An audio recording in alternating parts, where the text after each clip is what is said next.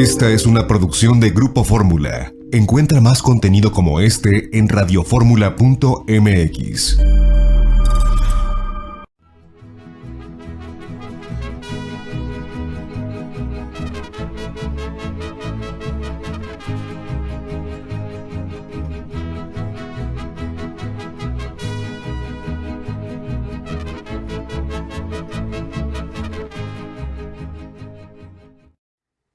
Amigas y amigos, muy buenas tardes tengan todos ustedes. Los saluda con el afecto de siempre José Manuel Villalpando, aquí en una emisión más de su programa, La Historia que Quiero Vivir, que como todos los sábados por la tarde, que ya son tradicionalmente los sábados de historia, estamos transmitiendo a través de los micrófonos y frecuencias de Radio Fórmula.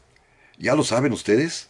Que estamos en el 103.3 de FM, en el 970 de AM, ambas emisoras aquí en la Ciudad de México, pero es un programa que llega a muchísimas ciudades ya del interior de nuestra patria. Me acabo de enterar con gusto que ya estamos de nueva cuenta en Morelia, Michoacán, y es un programa además también que alcanza su señal hasta los Estados Unidos de América, Puerto Rico y Canadá, y eso sí, a todo el territorio nacional y a todo el mundo donde existe internet. Pueden ustedes sintonizarnos a través de la página www.radioformula.com.mx, que es muy fácil de localizar. Este es un programa grabado. Ustedes conocen la razón. Hace más de un año ya que estamos en circunstancia de pandemia, y a pesar de que ahora el semáforo está en disque color amarillo, los casos de contagio siguen a la alza, esta vez en personas cuya edad aún no les ha correspondido ser vacunadas. Aquí estamos cuidándonos confinados, pero eso sí, atendiendo como siempre sus amables mensajes y comunicaciones, y hasta críticas, que todas son bienvenidas, que ustedes tengan a bien formularme y tomarse la molestia de hacerlo a mis vías electrónicas de comunicación, que respondo de inmediato, bien sea a mi correo villalpandohistoriador@gmail.com, o también a mi página de Facebook, Villalpando la Historia. Amigas y amigos, vamos a comenzar y vamos a culminar en el programa de hoy la serie que iniciamos hace 2 semanas acerca del gobierno del presidente Luis Echeverría Álvarez, quien encabezó el Poder Ejecutivo en México hace 50 años, allá entre 1970 y 1976. Hemos dejado, como lo anuncié la vez pasada, para lo último, para hoy, los momentos más críticos, más difíciles de su gobierno, cuando fue calificado de un gobierno populista. A hoy veremos por qué. Por razones esencialmente económicas. Pero vamos a avanzar para no detenernos, porque hay mucho que platicar. Miren, primero, algo que se me quedó en el tintero la semana pasada en la cuestión internacional, y que tiene además una gran relevancia el día de hoy, es el inicio de la guerra contra el narcotráfico. El presidente Echeverría fue el primero que dispuso que el ejército mexicano interviniera de manera decidida, de manera directa, en la guerra contra el narco. Los soldados que combaten al narcotráfico en México están allí desde hace 50 años. No fue el ejército interventor en esta guerra, en esta contienda, cuando el presidente Calderón así lo dispuso, sino que ya tenía mucho tiempo atrás. Insisto, el ejército mexicano ya tiene 50 años, medio siglo en guerra contra el narco, que inició el presidente Luis Echeverría. Claro, no lo inició porque él quisiera, y esta es una historia también de las relaciones internacionales de México que vale la pena abordar, aunque sea rápidamente. Miren, en el año de 1969 subió a la presidencia de los Estados Unidos de América Richard Nixon. En México todavía gobernaba el presidente Gustavo Díaz Ordaz.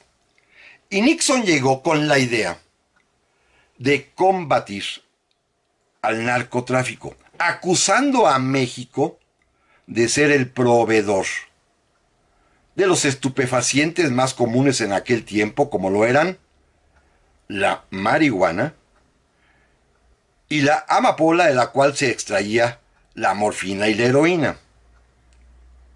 Nixon no tuvo empacho alguno en decir que la culpa de que sus conciudadanos norteamericanos gustaran tanto de las drogas es porque éstas venían de México. Así que inició lo que él llamó en su momento la Operación Intercepción. En las fronteras de México con Estados Unidos se hacían revisiones muy estrictas a los mexicanos que intentaban pasar la frontera bajo cualquier causa para decomisarles la droga que pretendidamente eran pues los que llevaban para allá los narcóticos que la población norteamericana demandaba. Fíjense qué curioso razonamiento de Nixon.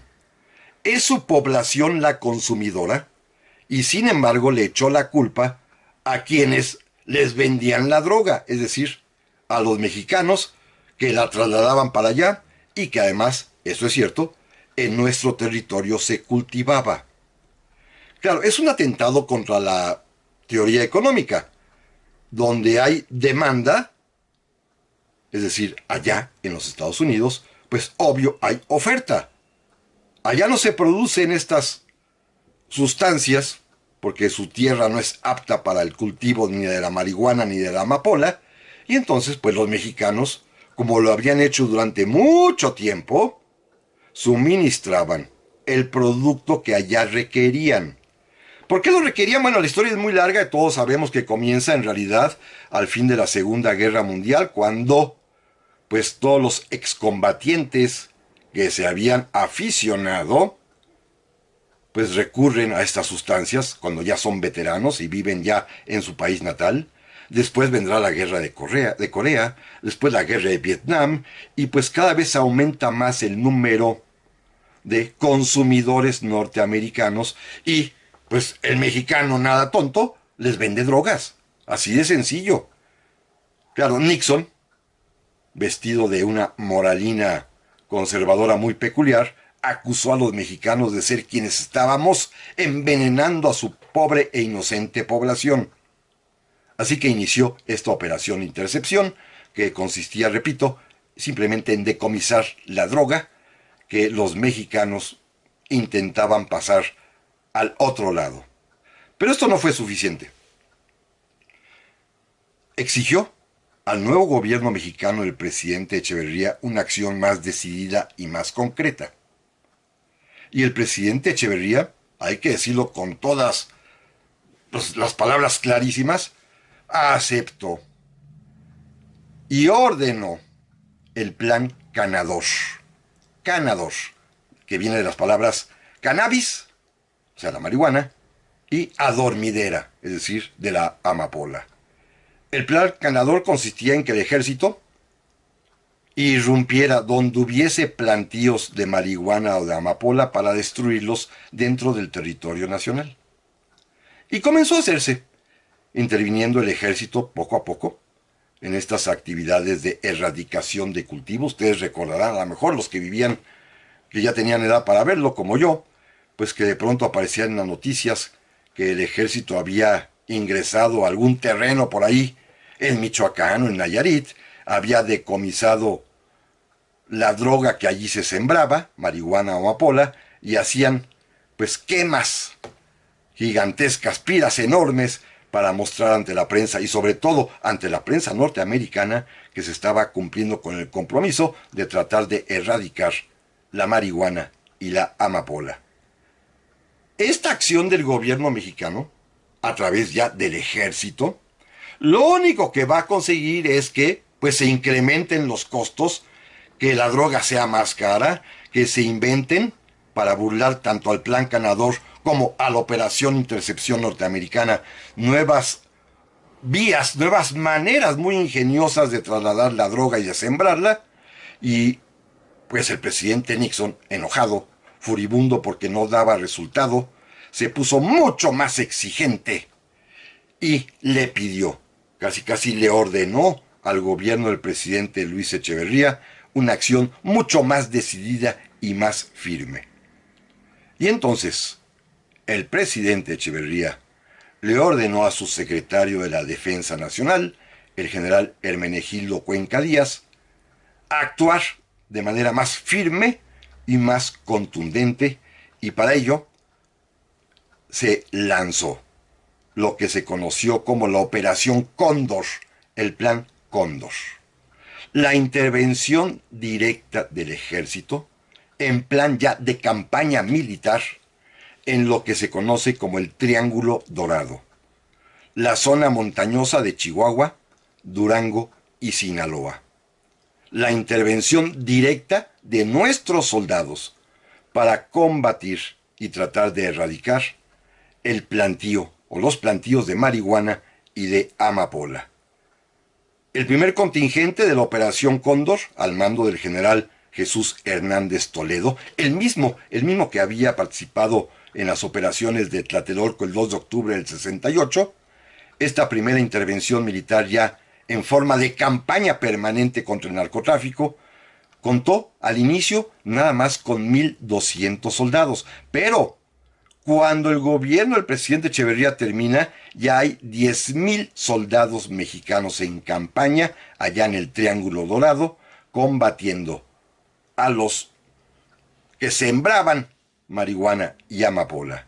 Es decir, la guerra contra el narco inicia con el presidente Echeverría cuando ordena y dispone que sea el ejército mexicano el que se encargue de combatir. Tenemos ya casi 50 años con los soldados mexicanos dedicados a esta guerra.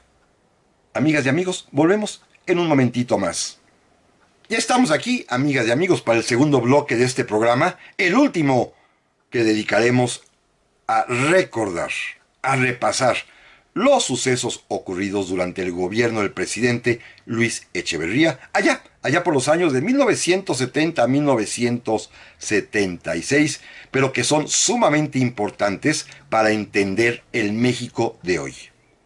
Son los años, decíamos hace un momentito, cuando inicia la guerra contra el narco, pero sobre todo cuando comienza la intervención directa del ejército mexicano, de nuestros soldados, para combatir a quienes se dedican a esa actividad del cultivo y traslado a los Estados Unidos de narcóticos. Una guerra pues que tiene ya 50 años, 50 años, medio siglo de intervención de los soldados mexicanos.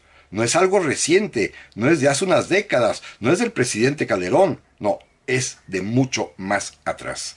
Comenzó, repito, con el presidente Echeverría. Pero ahora vamos al tema delicadísimo e importantísimo también, que es la economía. El presidente Echeverría tuvo en sus manos el poder para poder transformar, valga la redundancia, la economía nacional. Él quería salir de esa etapa que se conoció como el desarrollo estabilizador, de la cual ya hablamos alguna vez, y que tenía como característica que en México se habían mantenido muy bajos los niveles de inflación, que había salarios reales crecientes, y que pues había un alto índice de productividad que se repercutía directamente en nuestro Producto Interno Bruto. Los años de mayor crecimiento de México en los tiempos de los presidentes, como le hemos platicado, Adolfo Ruiz Cortines, Adolfo López Mateos y Gustavo Díaz Ordaz. Echeverría pensó en abandonar ese esquema para iniciar uno nuevo que él llamó desarrollo compartido, para que todo mundo tuviese acceso a los beneficios de esta riqueza que se producía, para que fuera más justo y equitativo el reparto de los bienes, de los productos, de los beneficios de la inversión, lo cual es totalmente lógico y válido, El problema está en los medios que él utilizó para tratar de conseguirlo, que fracasó estrepitosamente. Hay que repetir algo que comentaba yo la semana pasada, pero lo diré con más claridad. Carlos Marx, el creador del marxismo, el creador del pensamiento socialista comunista, decía una frase que es totalmente aplicable al día de hoy, y especialmente si ponemos en contexto el gobierno del presidente Luis Echeverría con las políticas actuales. Decía Marx que cuando la historia se repite la primera vez es una tragedia, y en México fue una tragedia el resultado económico de Luis Echeverría, ¿eh? Fue una verdadera tragedia para muchos. Quizás la corta memoria histórica de los mexicanos, la gran mayoría de los cuales no habían nacido en ese tiempo, no saben lo que ocurrió económicamente hablando en aquellos años. Fue una tragedia. Y esto lo dice Carlos Marx, ¿eh? La primera vez es una tragedia, pero la segunda, una farsa. Y este es el gran riesgo que corremos hoy en día si se intentara volver a ese pasado. Claro, vamos a decir algo en favor de Luis Echeverría. Es que tenía la herramienta ideal para poder hacerlo. Pudo disponer de la economía a su antojo, pudo hacer lo que quiso, hizo lo que se le dio su real gana, porque tenía la ley de su lado. Esto es algo bien importante y en contraste con la situación al día de hoy, esto no sucede, ¿eh? En aquellos años, hace medio siglo, el presidente de la República, en este caso Luis Echeverría, disponía de una ley que lo facultaba a hacer lo que quisiera. Ya en alguna ocasión hablamos de ella. Es la que fue conocida como Ley de Atribuciones del Ejecutivo en materia económica, que había sido expedida en los años del presidente Miguel Alemán, ¿eh? Ya tenía mucho tiempo, y que bien usada, esta ley bien usada, una ley que le da al presidente facultades amplísimas, omnímodas en materia económica, bien usada por los presidentes Ruiz Cortines, López Mateos y Díaz Ordaz, permitió el desarrollo estabilizador y el crecimiento económico de México. Pero la misma ley, que repito, le daba poderes amplísimos al presidente de la República, mal usada, provocó una crisis económica y una tragedia económica en México. Esta ley permitía al presidente fijar los precios de las mercancías, decidir qué se podía importar o no, y resolver sobre todo qué debía producirse y qué no, y quién podía producir y quién no.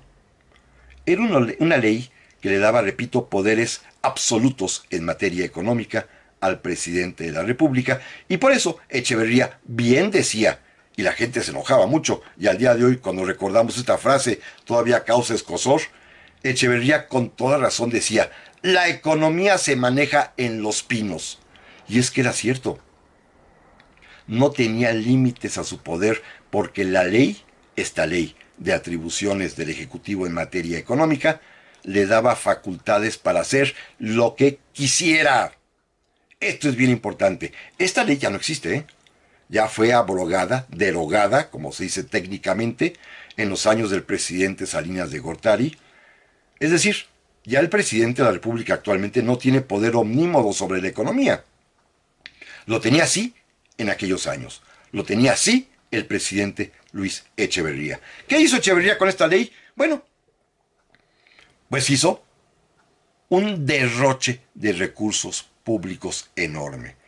Para empezar, y simplemente para hacer un recuento muy corto, decidió el presidente Echeverría crear centenares de empresas públicas llamadas paraestatales.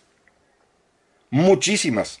Algunas de ellas que tuvieron que ser de plano después investigadas y judicializadas y sus directivos llevados a la cárcel, como el famoso Fideicomiso Bahía de Banderas, que fue un atraco.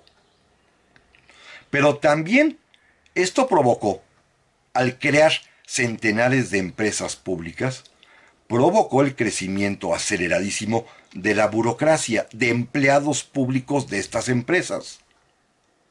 También el presidente Echeverría se dedicó a comprar, pero a manos llenas, empresas privadas.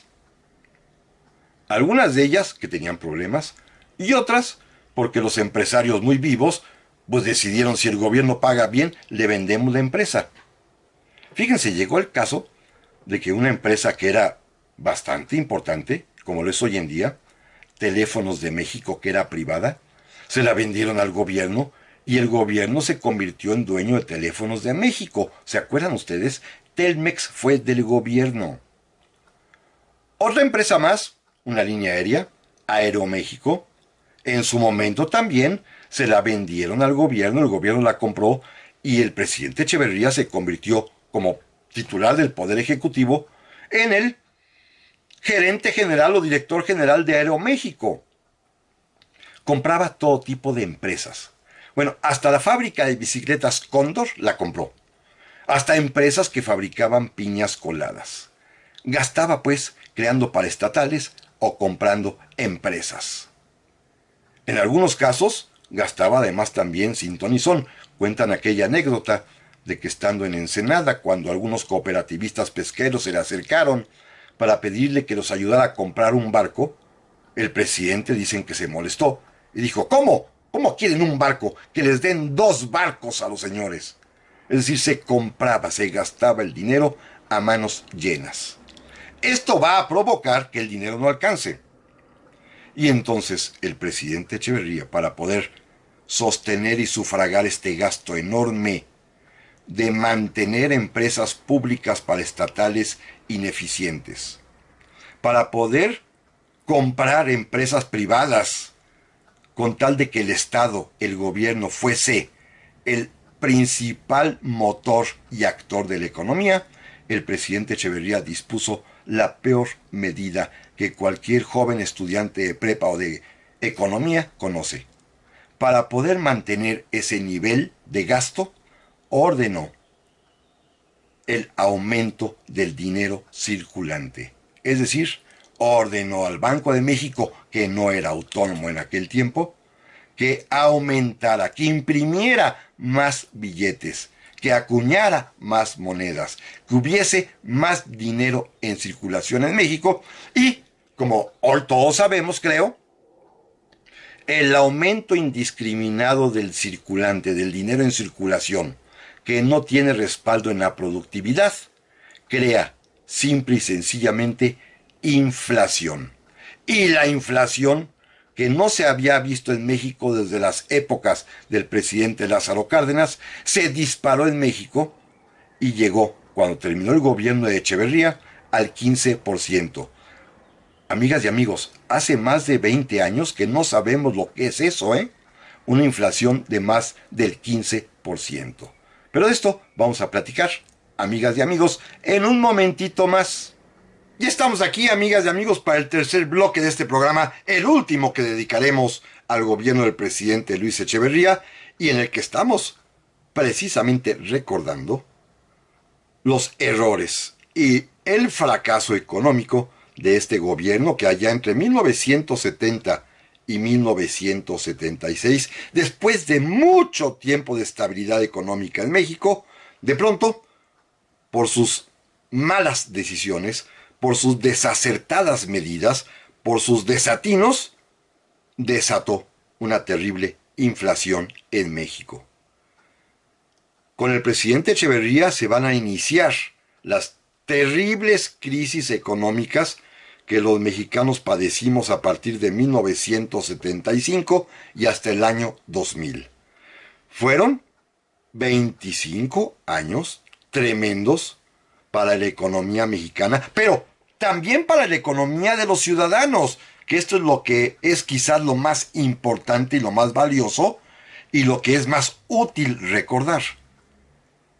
Los errores de aquel tiempo se pagaron enormemente por todos nosotros, en nuestros salarios, en nuestros ingresos, en nuestro nivel de vida, y fue literalmente por la culpa de un gobierno que teniendo todo para progresar, decidió tirarlo todo a la basura. Claro, insisto, el presidente Echeverría tenía la ley en sus manos, una ley que había sido expedida muchos años antes y que lo facultaba a hacer lo que quisiera en materia económica. Hoy, afortunadamente, ya no existe esa ley, que entonces se llamaba Ley de Atribuciones del Ejecutivo en materia económica, y que le permitía, le daba facultad de hacer todo lo que quisiera. Insisto en este tema, ¿eh? Y Echeverría lo hizo, ¿eh? Ya vimos rápidamente cómo decidió comprar empresas privadas, muchísimas, centenares de ellas, crear centenares de empresas paraestatales, aumentar desmesuradamente la burocracia, y para poder sostener todo esto, pues decidió recurrir al peor método que los economistas desde hace siglos conocen. Para pagar todo este derroche, resolvió aumentar el circulante. Es decir, que hubiese más dinero en circulación, que el Banco de México imprimiera más billetes, que acuñara más monedas, y esto, como es bien sabido, provocó inflación. Una inflación terrible, ¿eh? Para ese momento, 15%. Insisto en algo, los mexicanos de hoy tenemos más de 20 años que no sabemos lo que es eso, que no sabemos lo que es una inflación de más allá del 5 o 6% anual. Y con Echeverría, después de casi 20 años en que se había mantenido la inflación controlada, de pronto se desató y llegó al 15%. Esto es una barbaridad. Claro, ya después, cuando siga la cauda el gobierno populista, vamos a llegar a excesos del 150%, ¿eh? Eso todavía va a faltar, y ya lo platicamos en alguna ocasión cuando hablamos de la historia de la economía mexicana. Pero el primer aviso fuerte, terrible, de que las cosas se descompondrían y vendrían a ser una auténtica tragedia económica, fue con el presidente Echeverría, por el exceso de gasto público que financió a través del aumento de circulante. Claro, esto va a traer otra consecuencia también económica terrible. Desde 1954 y hasta 1975, es decir, 21 años, el dólar, la paridad cambiaria con la moneda norteamericana, se mantuvo en esa tasa que todos conocíamos como mágica, fija, estable, de 12.50 pesos por dólar. 12.50. Y de un día para otro, las medidas económicas equívocas del presidente Echeverría, la inflación brutal galopante en la que estaba metido México, hizo que el peso mexicano se devaluara el 100%, y un buen día amanecimos con el tipo de cambio a 25 pesos por dólar. Se duplicó el valor del dólar de un día para otro, y de ahí empezó una carrera devaluatoria que nos llevó durante varios años entre las patas, literalmente, y perdón que use esta expresión tan coloquial. Todo esto fueron los errores económicos del presidente Echeverría. Fundamentalmente dos de ellos, repito: el tratar de financiar el gasto público con el aumento del dinero en circulación, creando empresas paraestatales inútiles, comprando empresas privadas simplemente para que el Estado se sintiera dueño de la propiedad económica, una especie de imitación de los estados de economía centralmente planificadas, un tipo de imitación de los estados, para decirlo claramente, socialistas, que son dueños de los medios de producción. México quiso hacer eso, aparentemente quiso hacer eso. Y repito, la ley de atribuciones del Ejecutivo en materia económica le permitía al presidente Echeverría hacerlo. Pero fue un error económico garrafal. Garrafal, que llevará a una crisis, repito, que tardó 25 años en resolverse en nuestro país. Y todo ello en medio de un ambiente de crispación. El presidente Echeverría disponía la creación de empresas, la compra de empresas, el aumento del gasto público, no le importó la devaluación, no le importó la inflación y al contrario se la pasó peleando con el sector privado. Ya comentaba yo la vez pasada cómo en uno de sus informes, de esos larguísimos informes presidenciales que él decía ante el Congreso de la Unión, acusó a los empresarios llamándolos despectivamente esos riquillos. Después inventaría otras palabras también muy curiosas. A todo aquel que se oponía a sus políticas, a todo aquel que lo criticaba, a todo aquel que decía estar en contra de lo que el presidente establecía, Echeverría los calificaba con una palabra que suenan muy bonitas, ¿eh? Son los emisarios del pasado. ¿Les suena? Es los emisarios del pasado, ¿eh? Así decía Echeverría de todos aquellos que externaban un punto de vista contrario a lo que él creía que debían ser las cosas.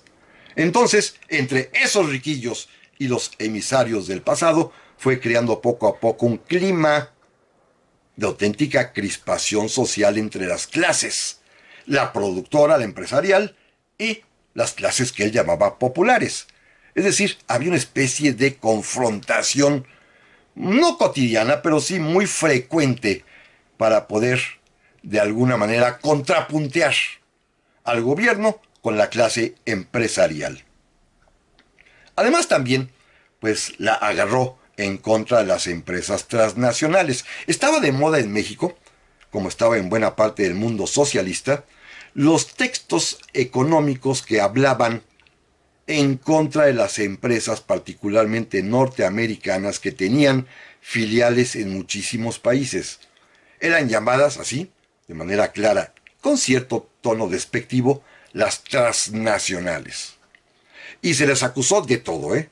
Bueno, hasta las transnacionales acabaron siendo las culpables, según los discursos oficiales, del golpe de Estado del presidente Salvador Allende. Las transnacionales. Y aquí en México, pues había, naturalmente, desde el propio presidente hasta sus corifeos, todos los aduladores del presidente, se lanzaron en contra de las empresas transnacionales, dijeron que eran lo peor, y por lo tanto el presidente emitió una ley que tampoco ya existe, ya fue derogada, en la cual se estableció un límite a la inversión extranjera en México.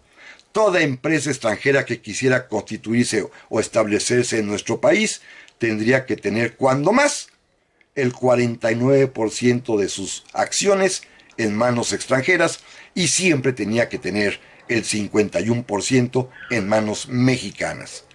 Es decir, el presidente pedía un imposible, ¿eh? Ya después, cuando llegue el neoliberalismo, esto se acaba. Pero mientras tanto, quedará en vigor esta ley de inversiones extranjeras para limitar la presencia, según quería el presidente Echeverría, de las empresas transnacionales en nuestro país.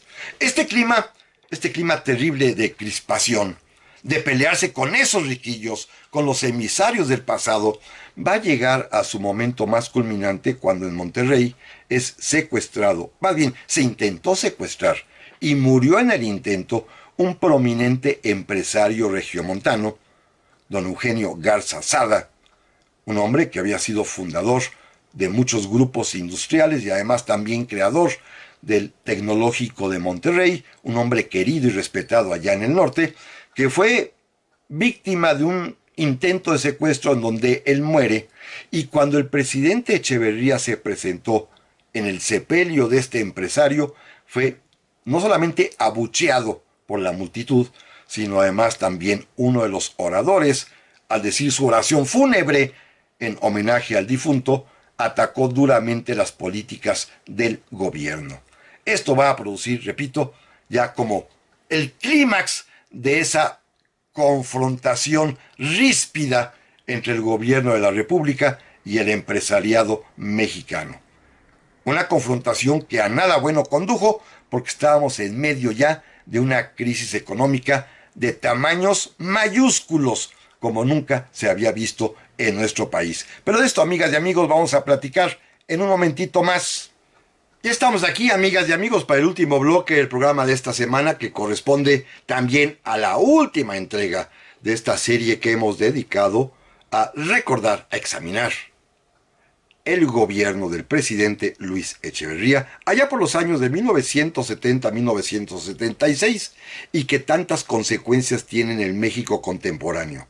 Una de ellas, repito, y muy importante, pero que quizá muchísimos de los amigos y amigas que me escuchan que nacieron después de esos años no vivieron, y es el inicio de la crisis económica que sacudió a México durante 25 años y que comienza precisamente a partir de las malas decisiones, de las decisiones y políticas públicas económicas erróneas del presidente Echeverría. Hay que decirlo con toda claridad. Él decía que la economía se manejaba en los pinos y tenía razón.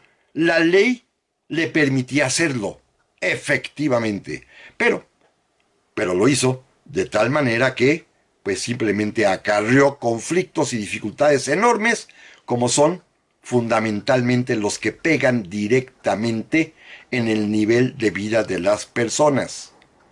Una inflación galopante que llegó hasta el 15% al final de su gobierno, que nunca se había visto en México desde muchísimos decenios atrás, y también la devaluación al 100% del peso mexicano frente al dólar, lo cual acarrea consecuencias económicas gravísimas como son, fundamentalmente, el aumento de muchos productos.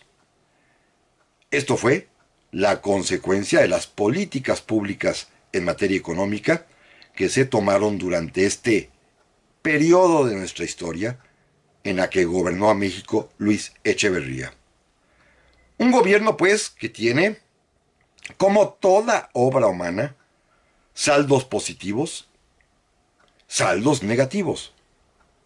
En los positivos debemos reconocerlo, como lo hicimos hace 8 días, la presencia activa de México en el escenario internacional y particularmente para beneficio nuestro y de muchos países que contienen o tienen costas, el que consiguió que el mar patrimonial fuese considerado parte de los estados.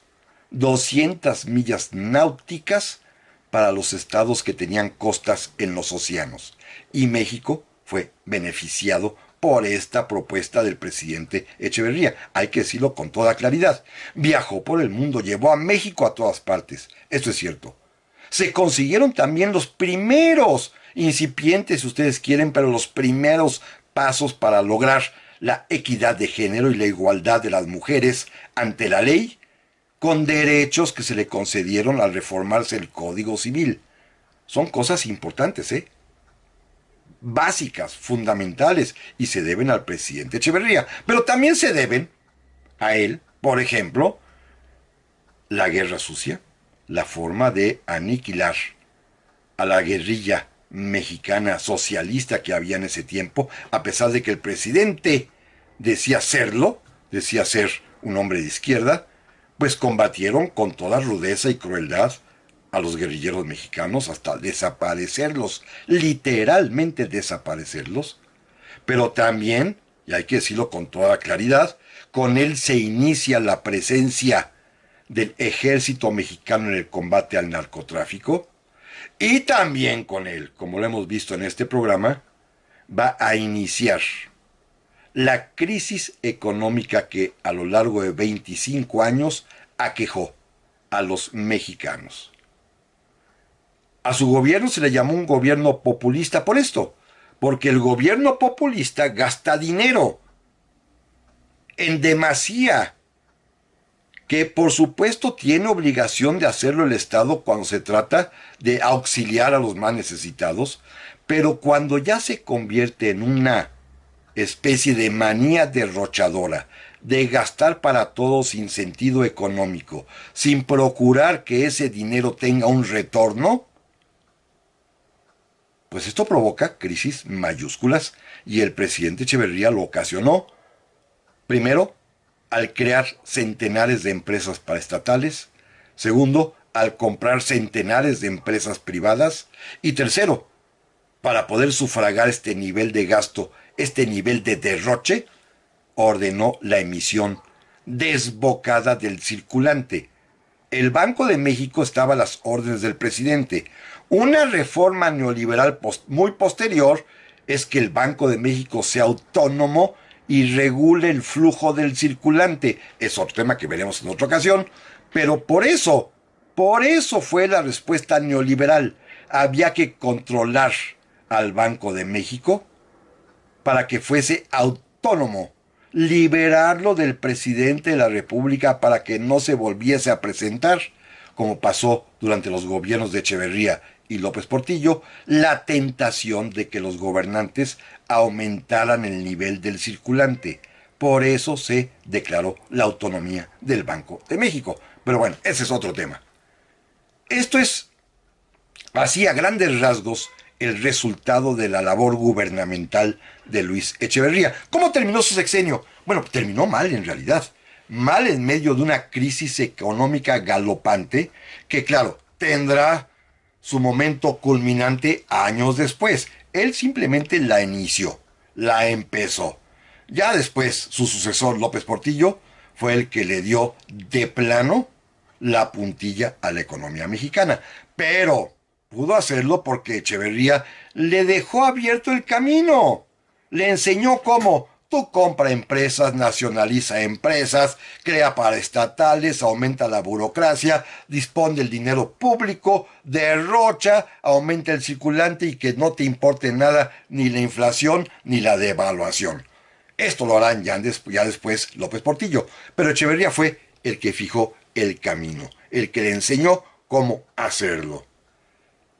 Terminó en medio de esta crisis económica terrible, pero además también en medio de rumores y de temores de la sociedad mexicana. Fíjense, a pesar de que él decía defender a las clases populares, las propias clases populares generaron una especie de resistencia en contra del presidente Echeverría porque se soltó un rumor.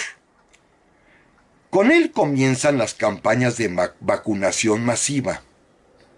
Pero también con él, y a lo mejor se acuerdan los que vivían ya en aquel tiempo, como yo, había una campaña para contener el crecimiento demográfico.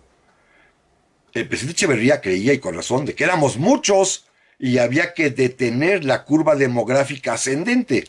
Inventaron una campaña que se llamaba La familia pequeña vive mejor. Pero la gente, nuestro pueblo, asoció esa campaña de la familia pequeña vive mejor con la campaña nacional de vacunación.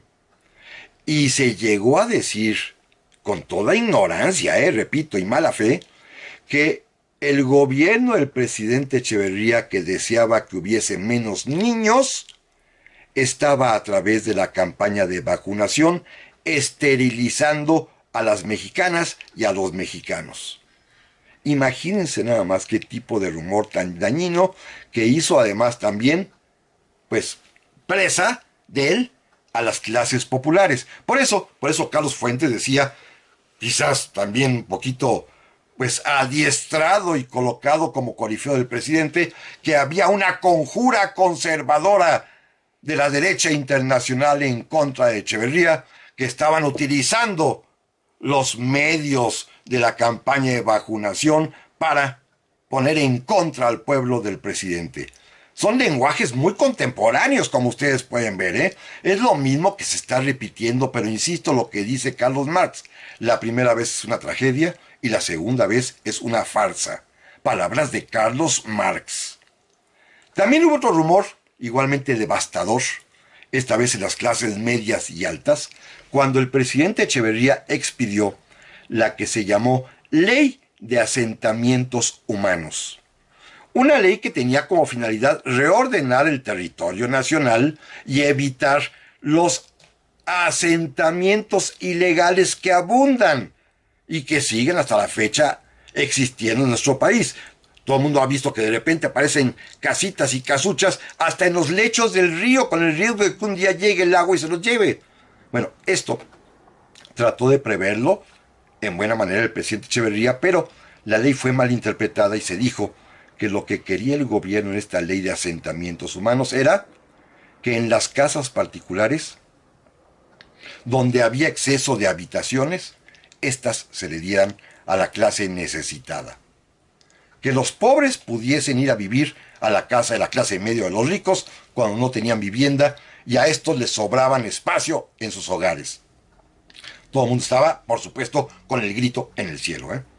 Rumor también falso, también ideado seguramente para desestabilizar al gobierno, y quizás tenía razón Carlos Fuentes.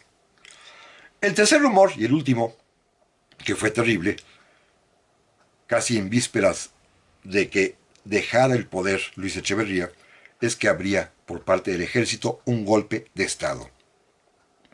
Un golpe de Estado porque según eso el ejército estaba harto de los desatinos del presidente Echeverría. Era falso, totalmente falso el rumor también, pero se llegó a decir y circuló muchísimo por el país. Este fue el gobierno del presidente Echeverría.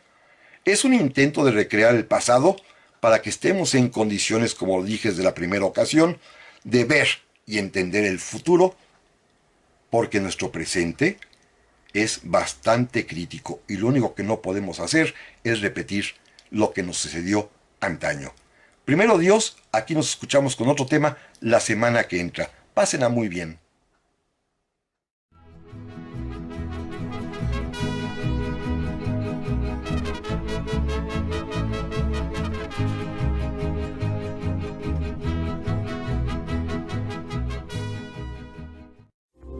Esta fue una producción de Grupo Fórmula. Encuentra más contenido como este en radioformula.mx.